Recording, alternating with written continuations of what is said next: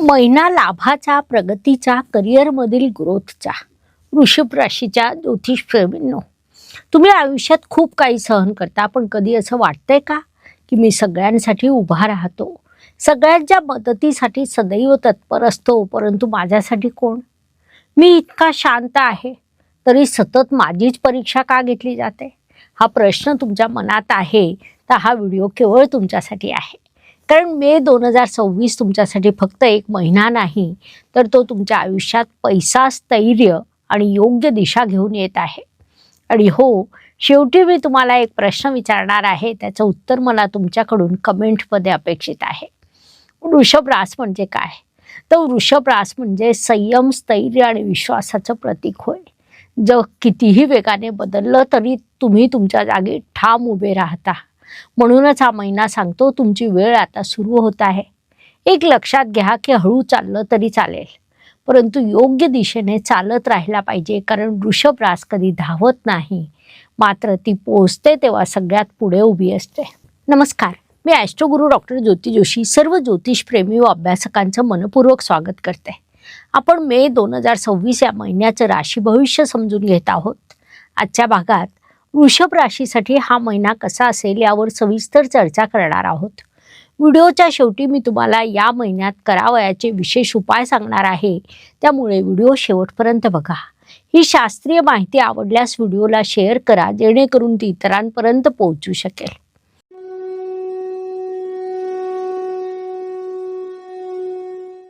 व्यक्तिमत्वाच्या दृष्टीने आपण जेव्हा विचार करतो तेव्हा राशी स्वामीची स्थिती महत्त्वाची ठरते. वृषभ राशीचे स्वामी शुक्रदेव राशीत विराजमान आहे, जी अत्यंत शुभ बाब म्हणता येईल. याचा अर्थ तुमचं व्यक्तिमत्व चमकेल, लोक तुमच्याकडे आकर्षित होतील, तुमचं बोलणं अधिक प्रभावी होईल. पण खरा गेम चेंज 14 मेला होईल.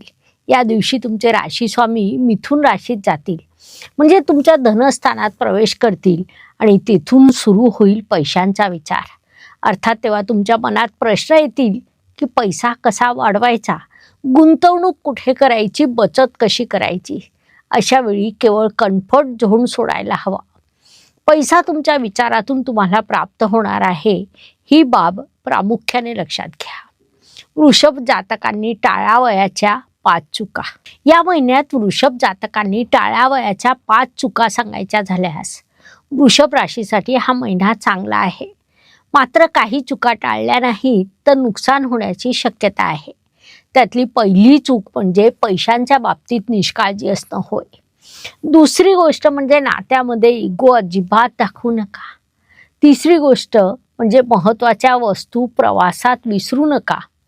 चौथी गोष्ट म्हणजे भावनेतून निर्णय घेऊ नका. पाचवी गोष्ट म्हणजे आरोग्याकडे दुर्लक्ष अजिबात करू नका.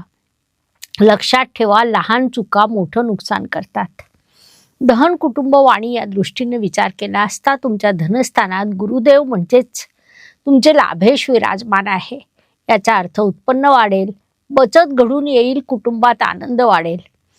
तुमच्या वाणीविषयी सांगायचं झाल्यास बुद्धिमत्ता दिसेल, लोक तुमचं ऐकतील, तुम्ही बोलाल आणि लोक मान्य करतील. थोडक्यात या सर्व दृष्टीने हा महिना तुमच्यासाठी लाभदायक म्हणता येईल. या काळाचा उपयोग करून घ्या. पराक्रम, परिश्रम, प्रवास या दृष्टीने विचार केला असता दुसऱ्या पंधरवाड्यात तुमचे प्रवास वाढणार आहे, परिश्रम वाढणार आहेत आणि खर्च देखील वाढणार आहे.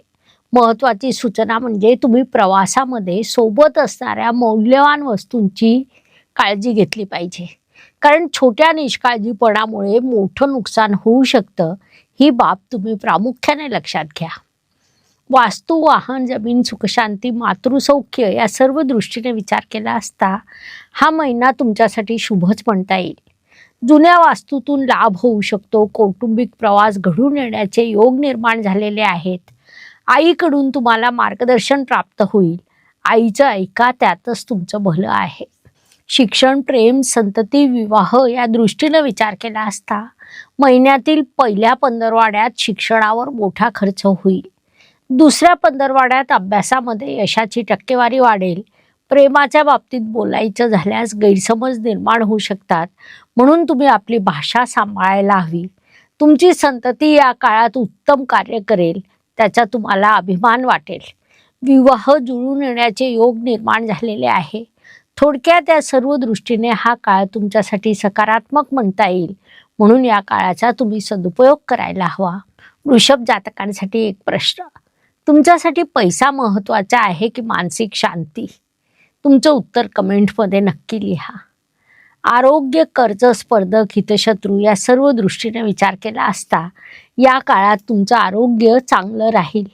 घेतलेलं कर्ज फेडण्याचा तुम्ही विचार कराल. शत्रू त्रास देतील, परंतु तुम्ही जिंकणार आहात. म्हणून या काळाचा तुम्ही पुरेपूर उपयोग करून घ्यायला हवा.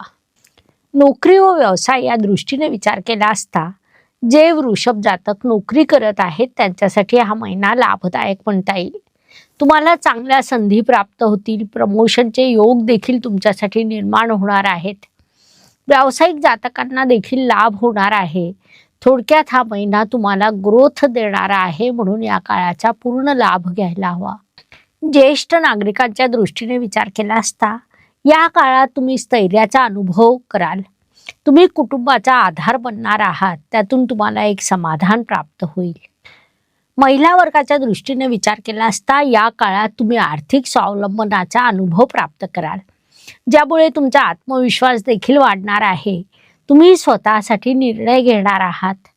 भाग्य व शुभसंकेत या दृष्टीने विचार केला असता या महिन्यात तुमच्यासाठी अनेक शुभसंकेत निर्माण झालेले आहेत.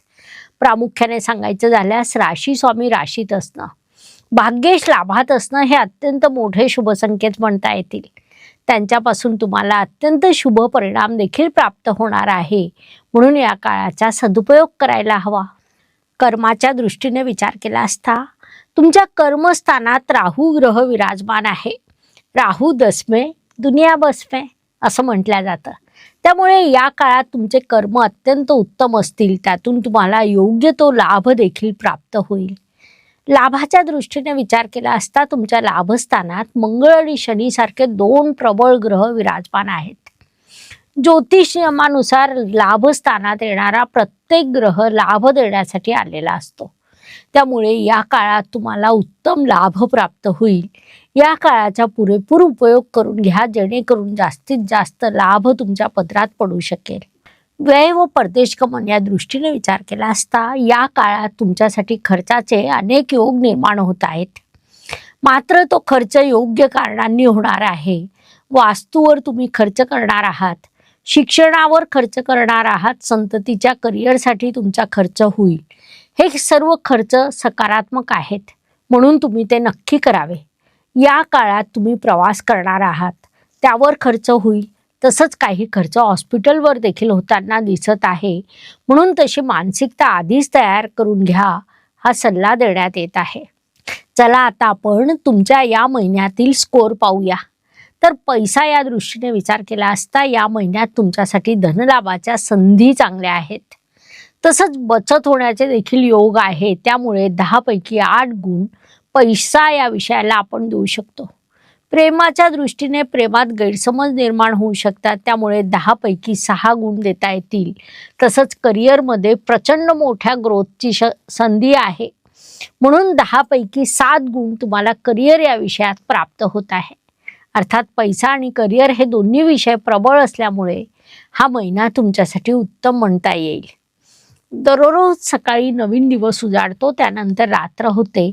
म्हणजे दिवसामागून रात्र, रात्रीनंतर पुन्हा दिवस हे निसर्गाचं चक्र आहे. हे चक्र मनुष्य जीवनाला लागू आहे. त्यामुळे येणारा प्रत्येक दिवस हा कोणासाठीही कधीही सारखा नसतो. काही दिवस शुभ तर काही ताणतणावाचे जातात. हे सर्व मुख्यतः चंद्राच्या गोचरवरून ठरत असतं. त्या दृष्टीने वृषभ राशीसाठी या महिन्यातील 9, 18 आणि 27 हे दिवस शुभ, तर 7, 16 आणि 25 हे दिवस तणावाचे व संघर्षाचे राहतील. ही बाब लक्षात घेऊन कामांचं नियोजन करा.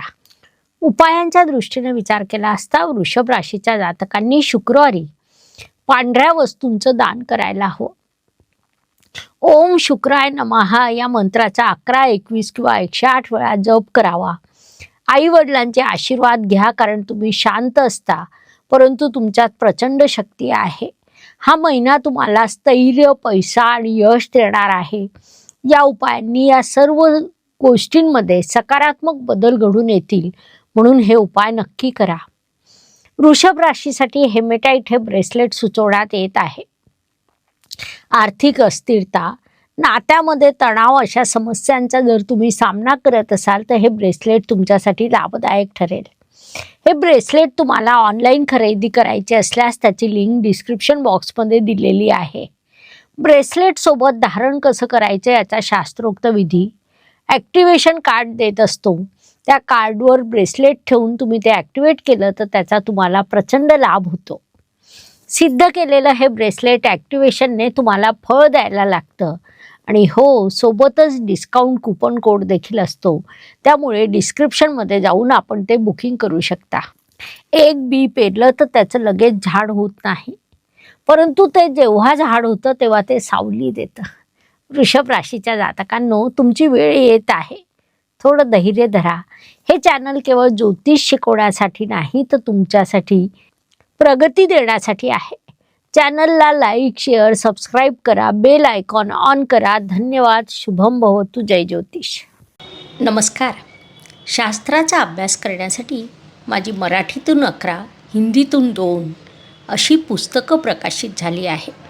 विशेष बाब म्हणजे मी स्वतः संशोधित केलेली ज्योती जोशी पद्धती अर्थात जे पद्धती या विषयावर स्वतंत्र ग्रंथ उपलब्ध आहे, त्याचा देखील लाभ घ्यावा. यूट्यूबची कार्यप्रणाली ही मुख्यतः लाईक, शेअर आणि सबस्क्राईबवर चालते. Please like, share and subscribe the channel. धन्यवाद. शुभम भवतु. जय ज्योतिष.